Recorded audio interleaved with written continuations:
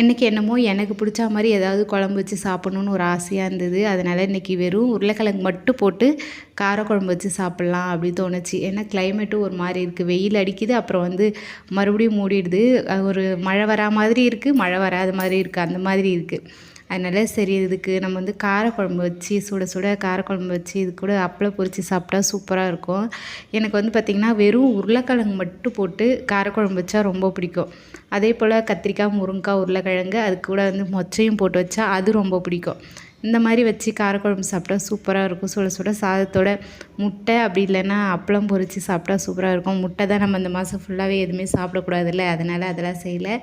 வெறும் அப்பளம் மட்டும் பொரிச்சிட்டு இந்த காரக்குழம்பு நல்லா கெட்டியாக, நல்லா புளி நிறையா கொஞ்சம் ஊற்றி நல்லா புளிப்பாக வைக்கணும். அப்போ தான் பார்த்திங்கன்னா அந்த புளி உருளைக்கிழங்குல நல்லா இறங்கி இருக்கணும். அப்போ தான் அந்த குழம்பு ரொம்ப டேஸ்ட்டாக இருக்கும். இது போல் சுட சுட சாதத்துக்கு அப்பளமும் இதுவும் வச்சு சாப்பிட்டா